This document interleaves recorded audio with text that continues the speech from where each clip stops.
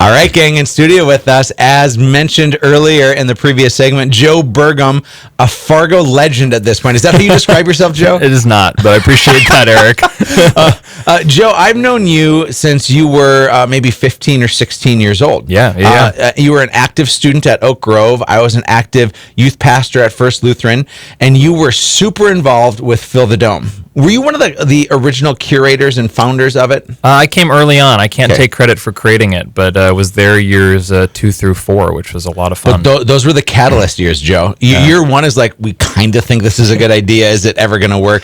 And then you got behind it, and my gosh, the amount of impact you were able to do is just, it's immeasurable, Joe. You from a very early on age were an entrepreneur stuck in a awkward middle schooler, high schooler's body. It worked out. It was fun to work with so many other great people, and I think just a testament in general to the power of young people in Fargo-Moorhead, and I think that's a space that I come back to with a lot of our events at Folkways, but I think in general grateful for folks like yourself and others that said, hey, we want to invest in students in our community. And it's been really fun to watch your journey because you graduated high school, you took an unorthodox route, which is becoming more orthodox now. You didn't go right to college. You did some personal exploration and really discovering what you wanted your life to be about. Is that fairly accurate, or am I summarizing it incorrectly? No, I wasn't quite sure what I wanted to do for higher ed, and traveled and created a couple projects of my own, and found a program that fit my needs. It was apprenticeship based, and got to live around the country and do good work, and found myself back here in Fargo. It's been 6 years since I've been back, which is kind of crazy to think about all the things that we started 5 years ago and where they are today. Joe, you're one of the most talented and intelligent people I know. Why are you choosing Fargo? Because you could be anywhere. You could be crushing it in California or Texas. Certainly not Florida, but everywhere else is like, no, for real. Like you could be crushing it anywhere. Why'd you choose to come back home? I think it was the community and a choice. I mean, I think we all have the ability to make a decision on where we want to spend our time, and I think there's a paralysis for some, or a desire, or one day we'll get to this place, and that stressed me out. And I finally just said, hey, it's going to be Fargo. And since that moment, it's been a lot easier and a lot more enjoyable just to choose this place as a place that I want to be. And the realization that when you commit to somewhere, when you commit to a relationship, when you commit to a business, you commit to a city, things take a different shape in terms of time frame. And so when I think about outcomes or things that I'm excited about in Fargo, it's not in a 2-year increment. It's often a 10-year increment, right? Because I know that I'm going to be here. Well, I'm so glad that you're here. And what's wild is to think of what your fingerprints have been on. I remember you've been on our show a few times now, Joe, and 4 or 5 years ago, you talked about like the walkability of Fargo.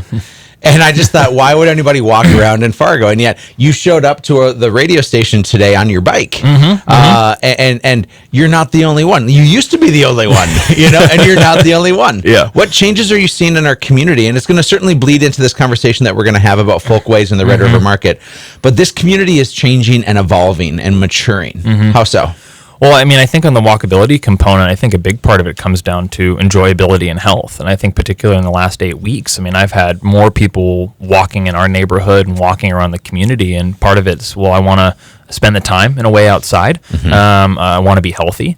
And then in my case, I mean, I live by the river and we're on 25th Street. And that seems like a far distance. Like, man, that's far. It's a 6-minute drive or a 9-minute bike ride. And so that was an easy decision for me this morning. And you're not super sweaty. That's how you and I are different. But I think there's an investment happening, whether it's the parks and new neighborhoods and building trails, or the existing river trail that we have, which is just a huge and amazing asset. I mean, to get along the river and to walk and bike something like that we're so fortunate in Fargo-Moorhead to have a river trail system like we do. Yeah. Joe, I want to take that energy that you're using to not only put into health and the exploration of Fargo and the curation of it now through Folkways, which is how do you describe Folkways? Because I think I would say, like, hey, there's this group of really talented, weird young people that are creating awesomeness in our community. Like, how would you describe it? That works. Yeah. So Folkways Community is a fiscally hosted nonprofit that's focused on building community in Fargo-Moorhead. So we run in really non-traditional ways. Absolutely. So really our community work and our nonprofit work has been born out of our studio, which is focused on design thinking and human-centered design. So helping solve problems problems in dynamic ways with creative processes, using best practices from huge firms and applying that to Fargo-Moorhead in a really small and intimate way to hopefully make it the best place on earth to live. That's been the MO. I grew up in Fargo, and I say this all the time. JJ, our producer as well, grew up in Fargo. It was like embarrassing 20 years ago to stay in Fargo for school and to just like everybody's like, I'm going to get out. I want to get out. And I had that language too. I stayed here because of some family things. I wanted to be closer to family as my mom was sick. And I stayed here and I fell in love. I rediscovered this place and fell back in love. And now your generation and beyond chooses to stay in Fargo intentionally because it's a special place and we finally acknowledge that. One of the things that makes it really special, I love the Red River Market. I love the community it creates, the creative ways in which people get out and about. What do we need to know about the Red River Market? Because COVID has obviously changed the way in which it operates. So we're coming into the 6th year of the Red River Market, wow, which is really amazing to think about. And back to that early point about falling in love with Fargo, when I moved back, something that I missed from other cities was a farmer's market. And so we made a really intentional decision to say, hey, what would Fargo-Moorhead look like if we had a thriving Saturday morning market where you could come for coffee and music and great fresh produce?